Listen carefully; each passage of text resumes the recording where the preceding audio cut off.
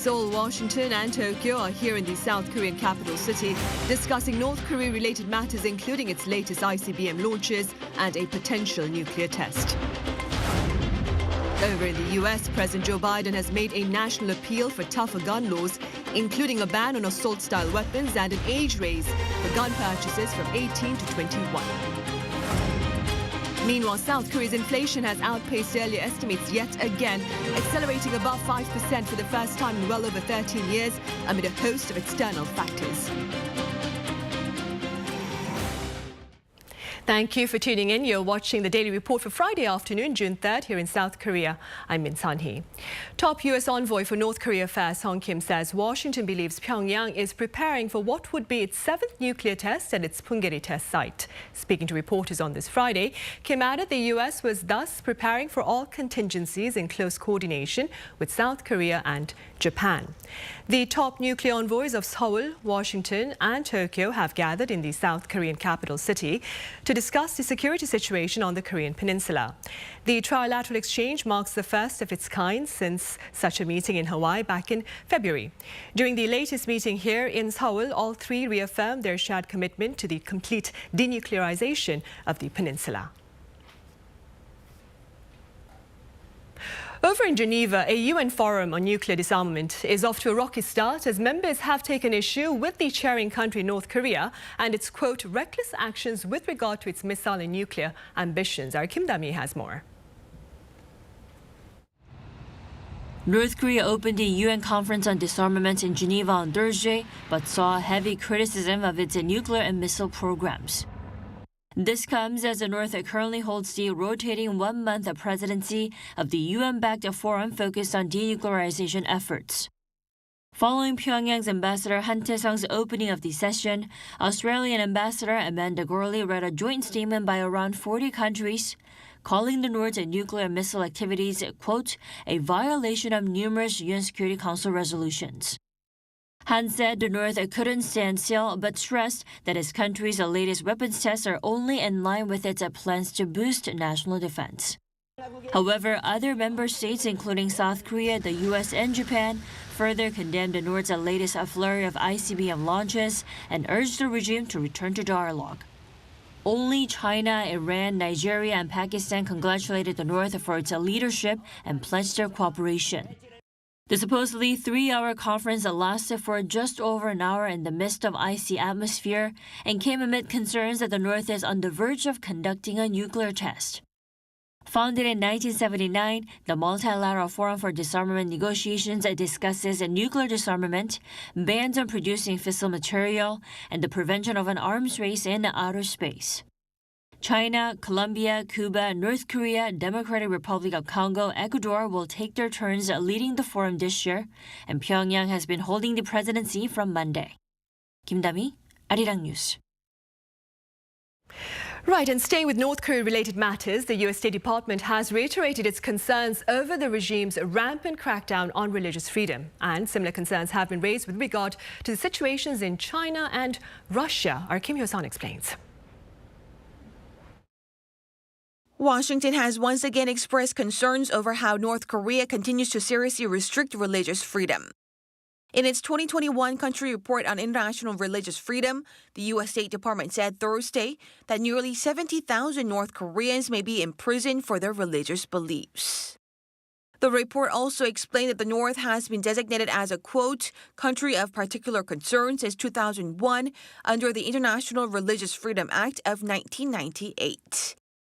It added that the regime has been engaged in or tolerated particularly severe violations of religious freedom. This marks the 20th consecutive year that the State Department has designated the North as violators of religious freedom.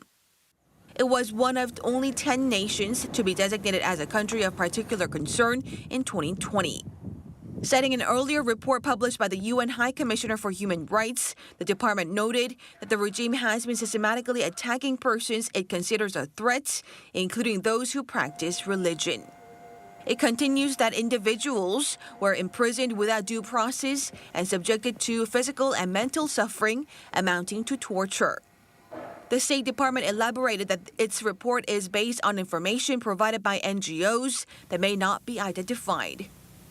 It added that access to the regime has further narrowed since Pyongyang began implementing border closures in 2020 as a precautionary measure against COVID-19.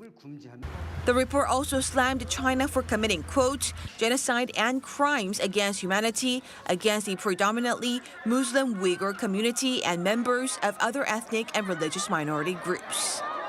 It also accused Russian authorities for allegedly engaging in improper acts against religious minorities within the country. Kim Hye-sun, Arirang News. COVAX is aware that North Korea has launched a vaccination campaign using supplies from neighboring China. Officials at the Global Vaccine Alliance add Pyongyang, however, has yet to request vaccines from their entity. Our Unification Ministry correspondent Han Sung-woo reports. The International Vaccine Sharing Program, COVAX, says it understands North Korea has accepted vaccines from China and started administering doses. Quoting a spokesperson from the program, Voice of America reported the news on Friday, but said that COVAX does not know what type of vaccines they were, nor how many were provided. COVAX has so far received no formal requests from the regime for COVID-19 vaccine support, despite allocating doses to the North several times previously. The spokesperson added the program has always been ready to help Pyongyang should it request assistance, but can't provide vaccines unless it gets a clear sense of North Korea's need. This comes a week after Radio Free Asia, citing anonymous sources, reported North Korea mid-last month had already begun a vaccination campaign for soldiers working on a high-priority construction project in its capital. According to the state-run Korean Central News Agency, North Korea as of Thursday 6 p.m. has seen a total of 3.91 million so-called fever cases since late April, of which more than 3.76 million have reportedly recovered. Citing data from the regime's health authorities, the KCNA reported around 82,160 new infections on Friday, the daily count remaining under 100,000 for the fourth day in a row. Han Sung-woo, Arirang News. Staying with COVID-19 related news, starting June 8th, that would be next Wednesday, unvaccinated overseas arrivals into South Korea will not be required to quarantine. Also, according to Prime Minister Han Duck-soo on this Friday, the number of international flights will return to normal and the curfew on arrivals at Incheon International Airport will be lifted.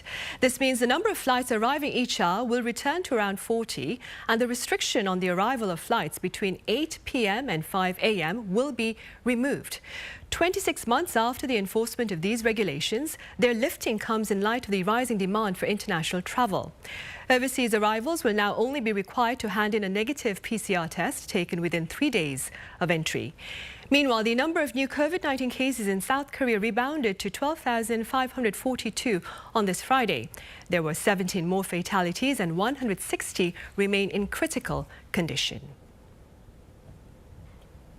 On the economic front, South Korea's inflation accelerated well above 5% on year in May, the highest in almost 14 years. Our Kim Hyun-sung has more on this finding. Consumer prices jumped more than 5% on year in May, the steepest jump in nearly 14 years.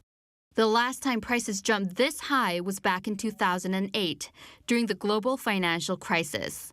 Statistics Korea reported on Friday that the overall consumer price index in May rose 5.4%, with inflationary pressures growing due to Russia's war on Ukraine and supply disruptions. Prices have risen across the board for food, energy, and even services. Petroleum products have seen the largest price hikes, sharply increasing in May by almost 35% on year. Core inflation, which excludes food and oil prices, grew 3.4% last month, the biggest spike since 2009. If the core inflation is accelerating, it means that the inflation is now becoming wider beyond just simple categories of oil and grain. It's going to hit the individual pocketbooks more than we thought it would. Dining out has also become more expensive due to the lifting of social distancing measures. With this high inflation, the Bank of Korea has raised interest rates for 2 months in a row. But experts say that there's not much the government can do as of now to tame prices. Kim Hyun-sung, Arirang News.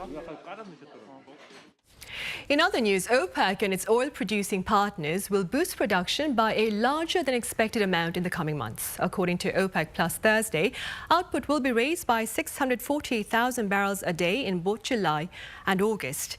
The group has been slowly returning to the nearly 10 million barrels a day it agreed to pull from the market in April 2020. Group members are slated to meet again late this month. Meanwhile, there's been a poignant and powerful plea for tougher laws to address gun violence in the U.S. by President Joe Biden. Our Ji-yoon reports. There are too many other schools, too many other everyday places that have become killing fields, battlefields here in America. In a nationally televised address on Thursday, U.S. President Joe Biden pleaded with lawmakers to act so that no more innocent lives would be taken by guns. Since Uvalde, just over a week ago, there have been 20 other mass shootings in America, each with 4 or more people killed or injured, including yesterday at a hospital in Tulsa, Oklahoma. Promising that he wasn't planning to take away anyone's guns, Biden laid out some reforms that go beyond what the Senate is currently considering. I support the bipartisan efforts that include a small group of Democrats and Republican senators trying to find a way. We can't fail the American people again. To eradicate gun violence, the president wants to ban assault weapons in the country.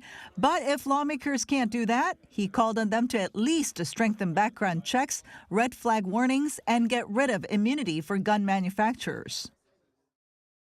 And if Congress fails, I believe this time a majority of the American people won't give up either. I believe the majority of you will act to turn your outrage into making this issue central to your vote.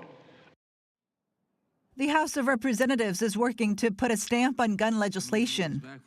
The proposed bill would raise the age limit for buying assault rifles from the current 18 to 21. It's also going to make importing, manufacturing, or possessing large-capacity magazines a federal offense. Not a single week in 2022 has passed without at least 4 mass shootings in America. The nonprofit Gun Violence Archive says there have been 232 mass shootings in the U.S. this year alone. That's more than 1 mass shooting a day. Ji-yoon, Arirang News. Right, and that ends the first half of the Daily Report. We'll be back in a few minutes with the second half, during which we discuss BTS's trip to the White House earlier this week. Stay with us.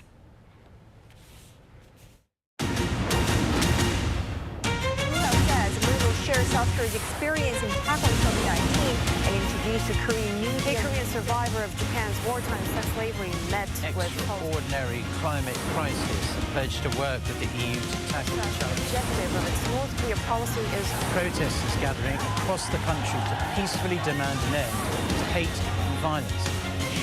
Arirang, what matters?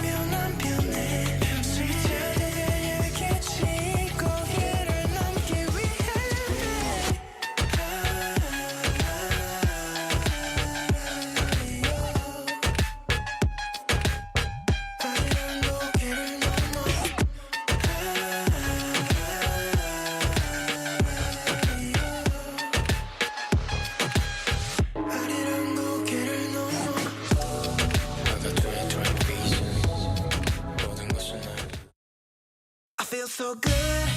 right now. Maybe I had a drink or two, but this somehow feels like it's forever. All my friends are here having fun and feeling good, but right now, maybe this is forever. All my friends are here having fun and feeling good right now, forever.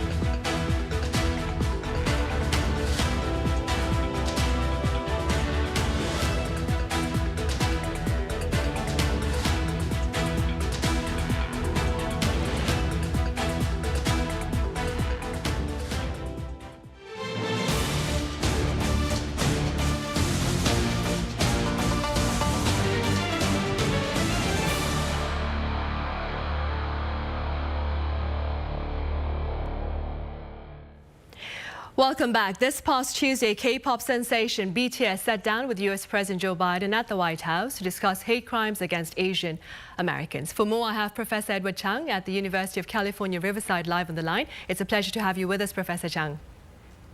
Thanks for inviting me. I also have Billboard K-pop columnist Jeff Benjamin joining the session virtually. Jeff, welcome. Thank you. Thank you. Right. We'll start with you, Professor Chung. Let's begin then with the significance of this White House invitation to BTS by the Biden administration, Professor. Well, President's action and words matters greatly. And by inviting BTS to the White House, President Biden wants to send a strong signal that he cares deeply about Asian American community and address Asian American representation and inclusion, and confront anti-Asian hate crimes and racial discrimination. And this is a direct contrast to former President Donald Trump, who consistently called COVID-19 as a Chinese virus and Kung flu. And he was the main culprit and sending strong signal that it was okay to attack against Asian American women and elderly. And President Biden, on the other hand, is saying, no, that's not okay. We need to stop. And I think that's one of the significance of a BTS invitation to White House. Another significance is that instead of relying heavily on traditional media, by inviting BTS, he wants to use social media platforms and communicate directly to the younger generation, young folks, who is among the younger generation. BTS is very popular. So I think those are the two significance of BTS invitation to White House. Right. And now, Jeff, before I ask you my next question, let's first take a minute to watch this very short clip of the exchange between U.S. President Joe Biden and BTS at the White House this past Tuesday. Do take a look. Nice to meet you, Mr. President. Welcome to the White House. Come on up here, guys. This is an important month here in America. A lot of our Asian American friends have been subject to real discrimination. Hate only hides. When good people talk about it and say how bad it is, it goes down. So thank you. We want to say thank you sincerely for your decision, such as signing the COVID-19 Hate Crimes Act into law. So we just want to be a little help, and we truly appreciate the White House and the government's trying to find solutions. People care a lot about what you say, and what you're doing is good for all people. It's not just your great talent. It's the message you're communicating. It matters. Right. Now, that was a clip of the words exchanged between Mr. Biden and BTS on the issue of hate crimes. Jeff, given the global fan base that BTS enjoys, what looks to be the impact of its voice against racially motivated violence, do you think? Yeah, 1000%. Just like Professor Chang just said, this is a global fan base. This is a really big fan base and a really influential fan base, a fan base that has even concerned itself in different political matters. And I think the Biden administration definitely recognizes this and wants to use this not only as a moment to connect with a different kind of generation, a different kind of fan base or whatever it might be, but also utilize what BTS has always stood for and help spread those messages in particular.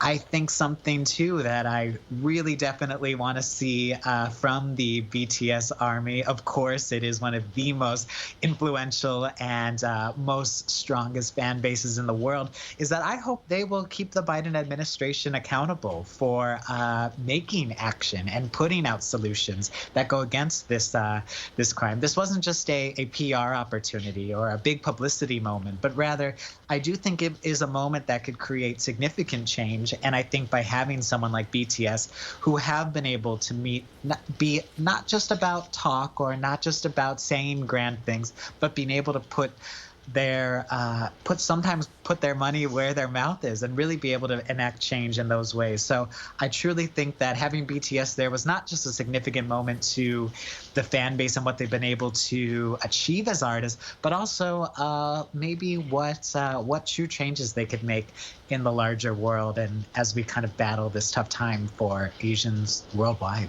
Right. Well, racism actually, Jeff. But simply speaking then, Professor Chang, what do you suppose is the underlying reason behind the rampant racism and related violence over in the U.S.?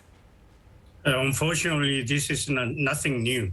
From the beginning, United States of America exercised racial discrimination as a way to develop capitalism, beginning with Native American massacres, a policy of extermination, and African American slavery, relying heavily on exploitation of Asian immigrant labor and Latino immigrant laborers. So, and those were the history of America. And let me give you one example. Dr. Samuel Lee, who is a second-generation Korean American who represented the United States in Olympic Games, winning 2 gold medals. And in 1950s, he tried to buy a house in Orange County here in Southern California, and he couldn't because of racial discrimination. And Korean immigrants couldn't become American citizens until 1952. And so until 1970s, the United States exercised overt racism. And since 1970s and 21st century, we have become a lot better. We try to exercise policy of inclusion, diversity, equality, but still, we still have a long, long way to go, unfortunately. Right, Professor Chang, there is, of course, room for improvement there. And that being said, Jeff, what role do you suppose can soft power in the form of music and movies perhaps play to better address the issue of racism? Oh, for sure. I think when you look at lots of politics, especially in the United States, many times these people do not speak to the younger generation, or many young people don't feel like these people truly represent them. I know personally, I probably wouldn't be aware of a lot of social topics such as, sexual health or, different things like that. If my favorite musicians hadn't spoke about things like equality or whatever it may be, having an artist like BTS or an artist like Olivia Rodrigo, who the Biden administration brought in to speak about vaccines a couple months ago, I think these are ways to connect with a younger generation and get people socially and politically engaged in a way. And I like that you mentioned that it's soft power. So even though it might be subtle, it's still a really powerful message. And I do think that when you have someone like BTS coming through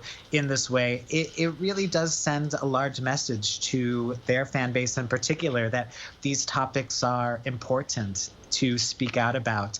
And so much so that even the White House is bringing BTS to speak about such a topic. So I really do feel that if you want to have your message heard or you want to create sort of this better day in the future, reaching out through, these musicians reaching out, it's really can be a beautiful and quite effective way of being able to enact change in that way. Right, essentially it can, of course.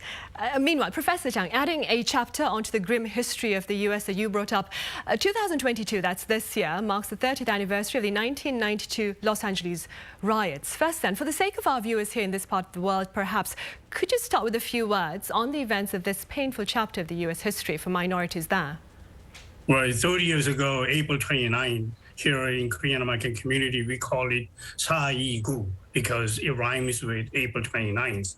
And it was one of the most important historical events for Korean American community. And we suffered greatly. More than 2,200 Korean immigrant-owned stores were either burned down or, looted, suffered greatly. And as a result, Korean American community woke up. It was a wake-up call. It was a turning point. It was a watershed event for Korean American community. And we began to learn importance of political activism.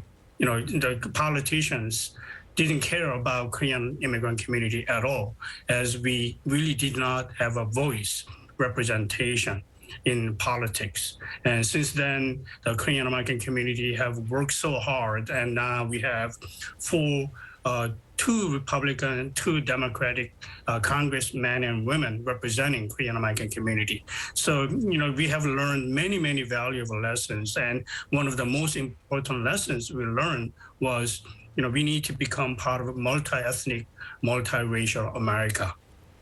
Right, and apart from that lesson, Professor Chang, 3 decades later, that is today, what efforts have been made to ensure that such history is not repeated? Well, like I said before, Korean American community works so hard trying to get political empowerment and being part of a multi-ethnic, multiracial America.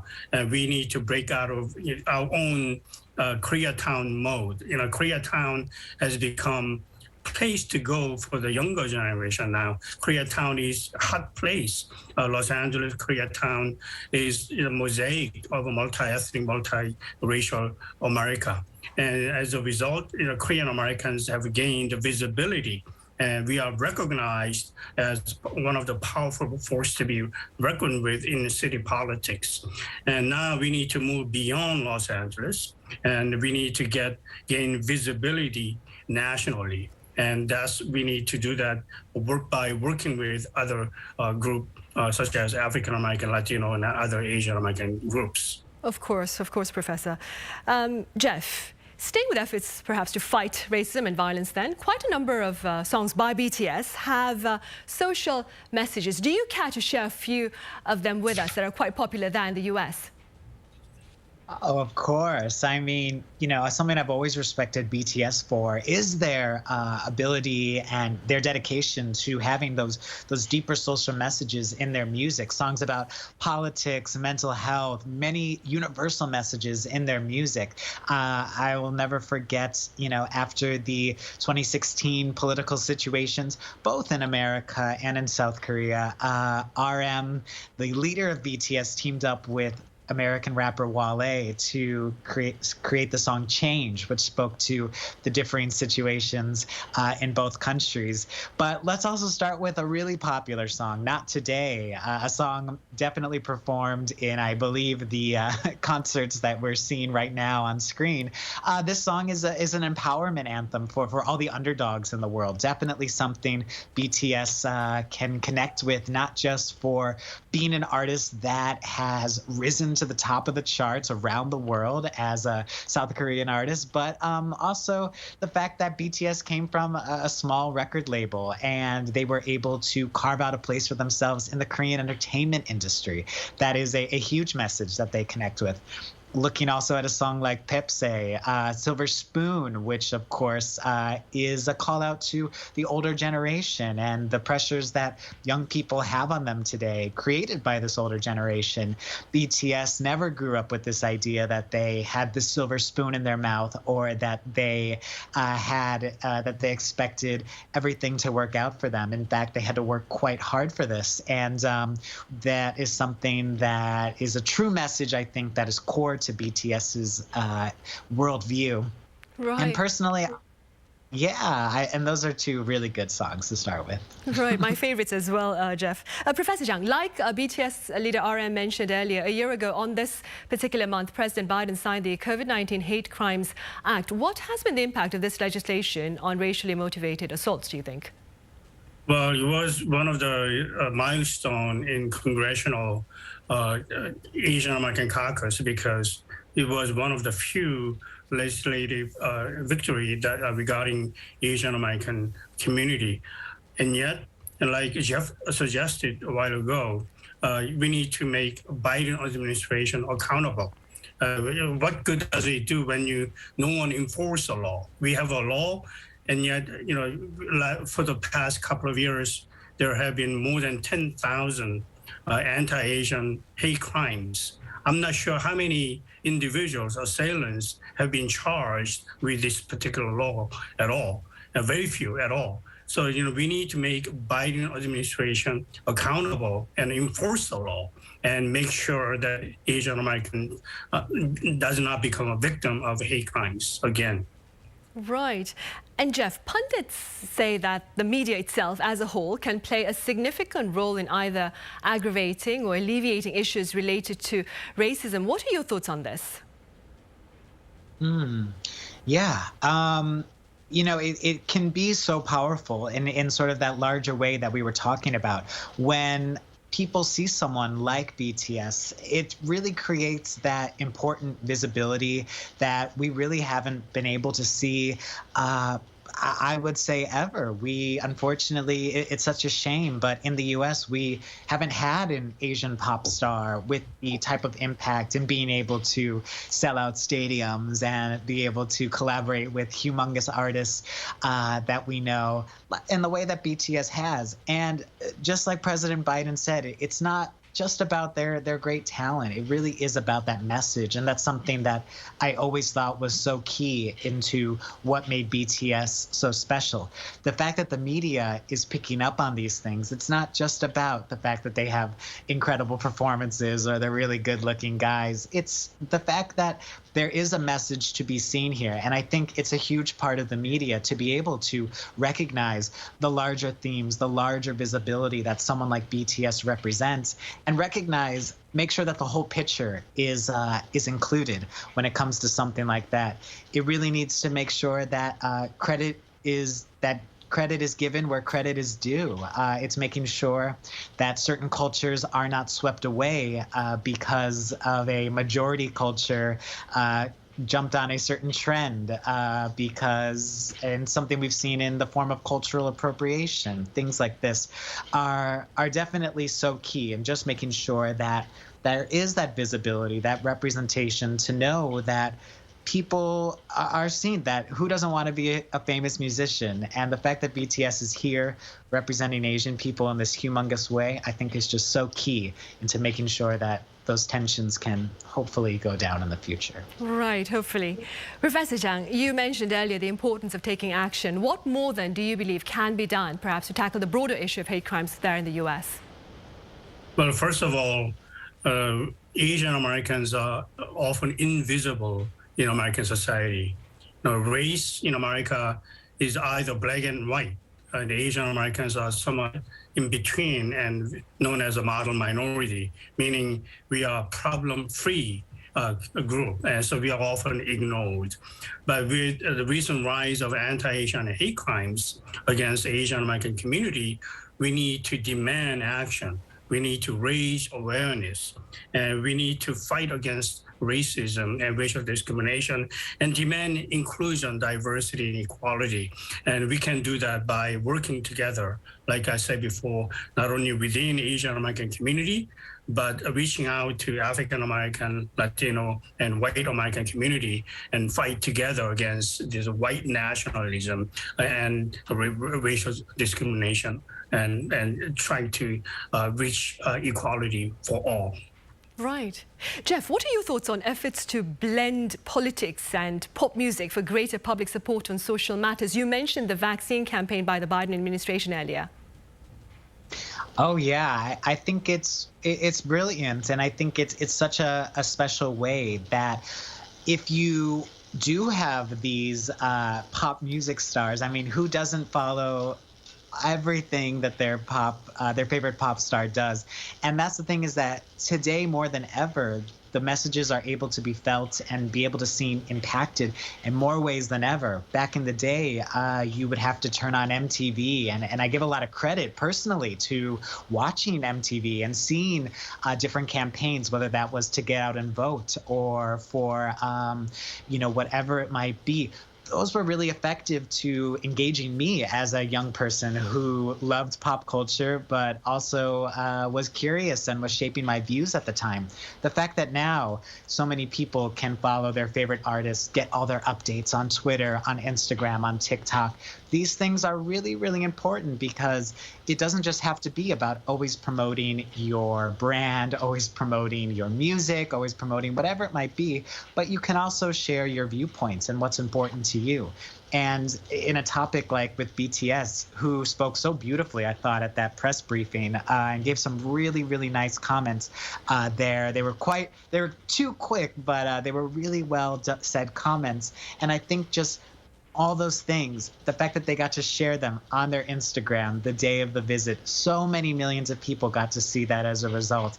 And I think it's a beautiful thing. I think it's only going to create a more socially engaged and a more socially aware next generation. And personally, I can't wait to see what happens, especially with the young generation, and the ways that they can hopefully be inspired to take action. Right. All right, Jeff, thank you very much for your kind words. And Professor Chang over in the US, thank you very much for your time and your thoughts as well. Thank you. Thank you.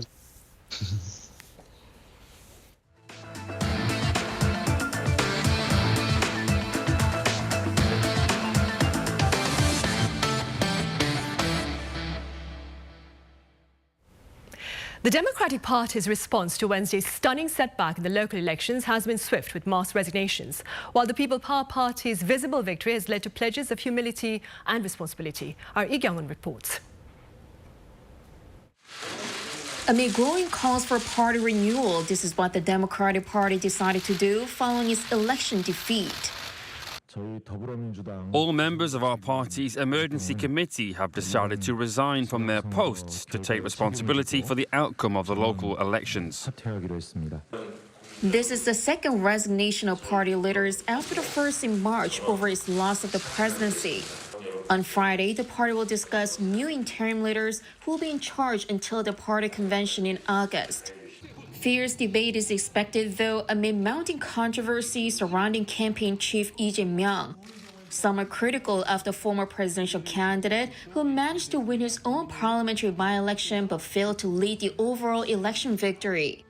One official called the election an honor with only scars, while former NIS Director Park Ji-won said it was a victory for one, but at the cost of all. Lee declined to make any comment. In the meantime, People Power Party is celebrating its massive victory. We are truly grateful yet fearful about the strong support we received. We will march forward with infinite responsibility to help the Yoon Suk-yeol administration succeed. And the leaders repeatedly stressed the need to stay humble. It cited the backlash facing the DP, which it says is caused by the party's arrogance after winning the majority of parliamentary seats. The PPP is also focused on bringing tangible achievements. It will set up a special team that will make sure its local election policies are carried out. Young-eun, Arirang News. Right, and up next, my colleague Kim Do-yeon explains the future path of national policies given the shift in local leaderships. Do take a look. The political sentiment leading up to the election previewed the result, with People Power Party expecting to take the majority of top local posts.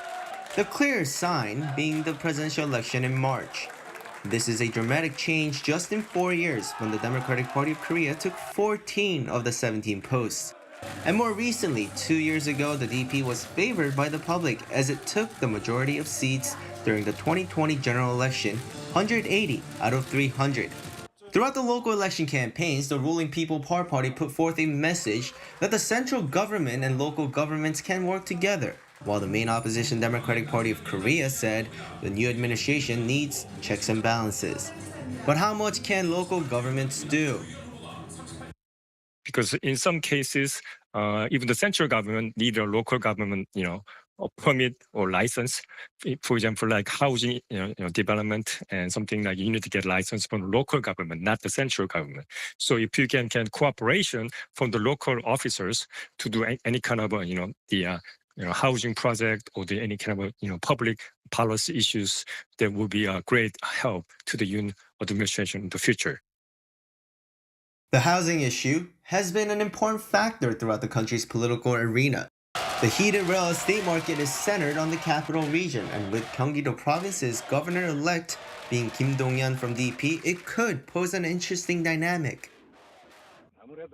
Conservative parties are more aggressive with land development and redevelopment, while liberal parties may approach this issue differently, such as public housing as opposed to private development. In addition to the real estate market in the capital region, President Yoon Suk-yeol has emphasized multiple times that he intends to change the political system so regional governments have more autonomy. With many of the local leaders in line with President Yoon's view, South Koreans wait to see what changes will be made. Kim Do-yeon, Arirang News.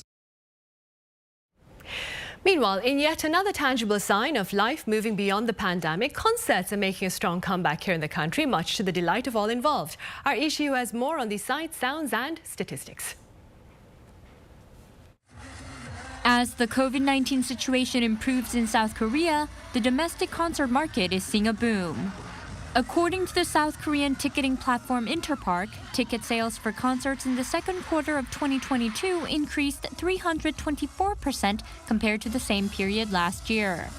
Moreover, the number of live concerts in the second quarter has also increased from last year's 246 to 412 this year, an increase of 67.5%.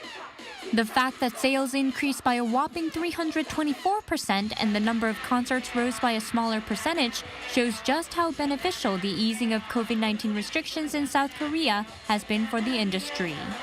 Previous restrictions meant rules on spacing between members of the audience and limits in the number of attendees had to be implemented.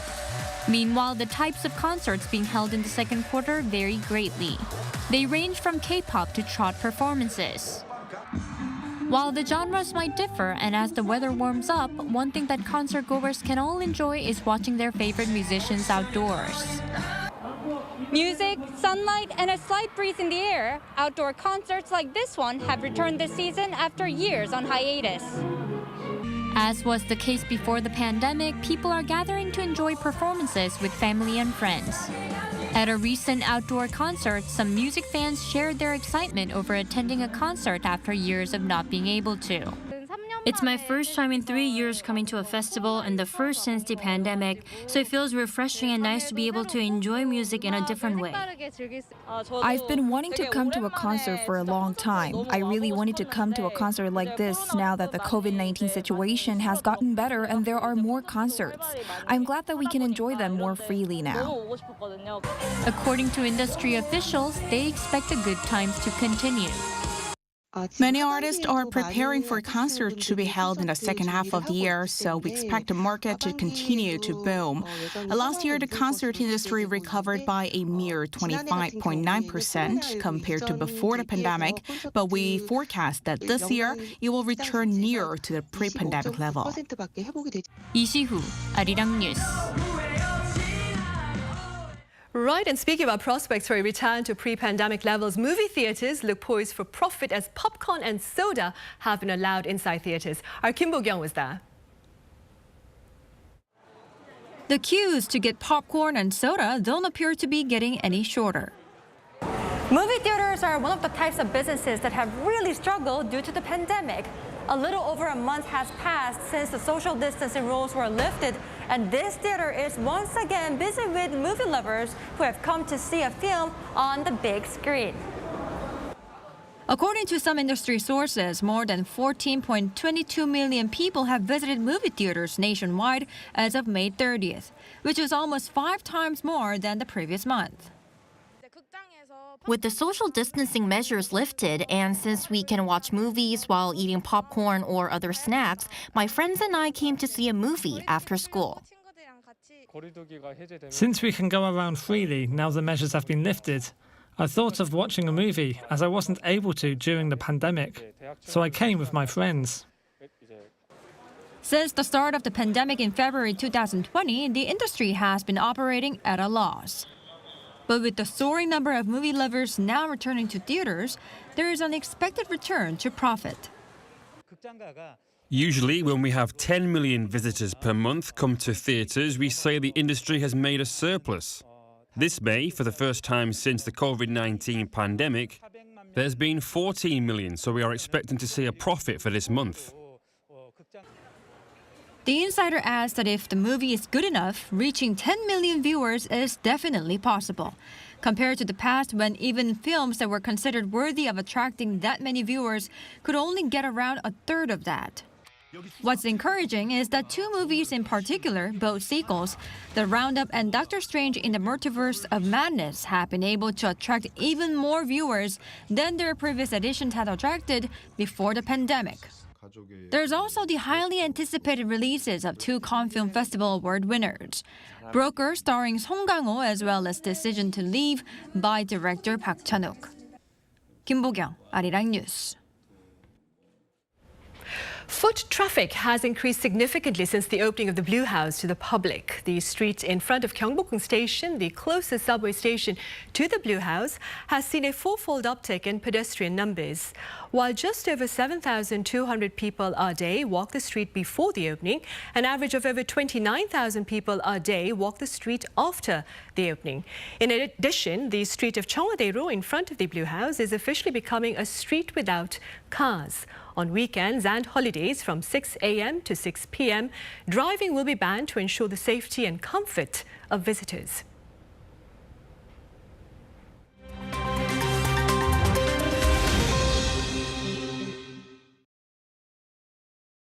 Let's take a look at what's going on in the world now. A group of demonstrators led by children marched across the Brooklyn Bridge in New York on Thursday to protest against gun violence. The group wore orange anti-gun violence t-shirts and chanted, "Don't shoot, we want to grow up." New York City has seen a rise in shooting incidents recently, including 2 attacks on subway passengers on April 12th and May 22nd. Speaking later on Thursday, the city's mayor, Eric Adams, announced that he is forming a task force to tackle gun violence. The rally comes a day after a gunman killed 2 doctors and 2 others at an Oklahoma medical building, and 10 days after another shooting at an elementary school in Texas, where 19 children and 2 adults were killed. Thousands marched through the streets of Jerusalem on Thursday for the annual Gay Pride Parade. Those attending the event were surrounded by heavy police protection, with 2,400 officers deployed. The parade has long been a point of tension between secular Israelis and the more conservative ultra-Orthodox Jewish community. Previous events saw religious radicals attack participants, with Pride Parade organizers this year receiving death threats ahead of the march.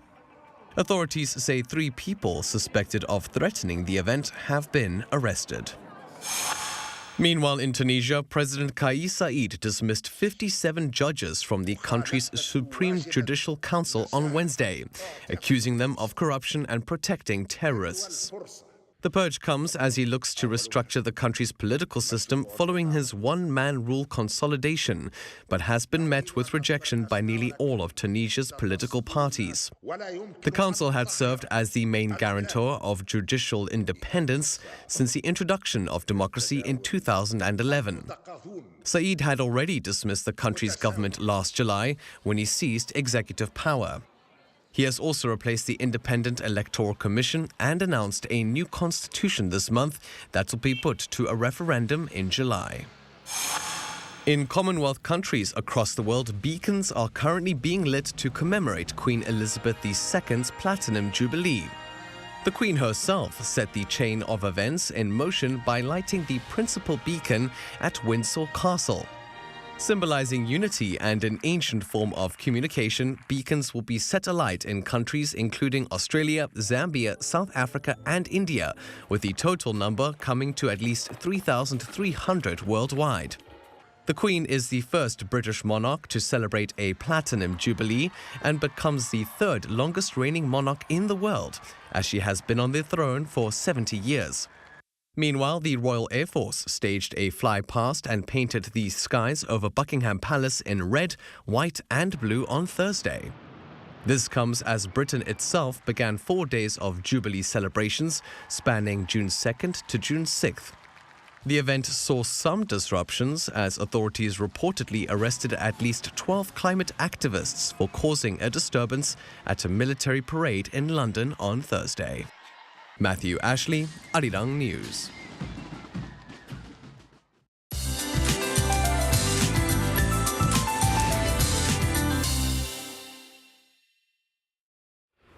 Good Friday afternoon. Well, it's a big holiday weekend to be outside, well, no doubt, as this weekend kicks off the summer for many.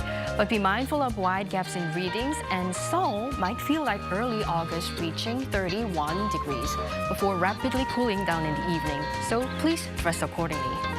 Overall, the air quality is good, but factor in a high UV index and ozone level.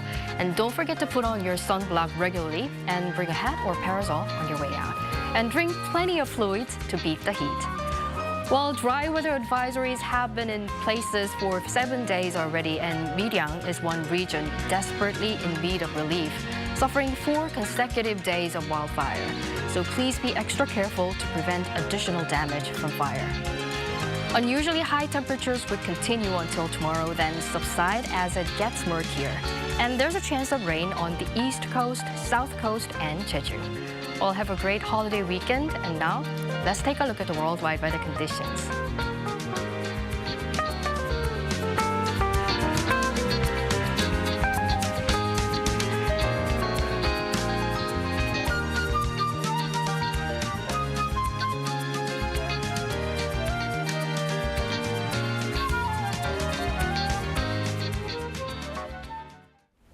Right, and those are the headlines at this hour. More updates will come your way in our following newscasts.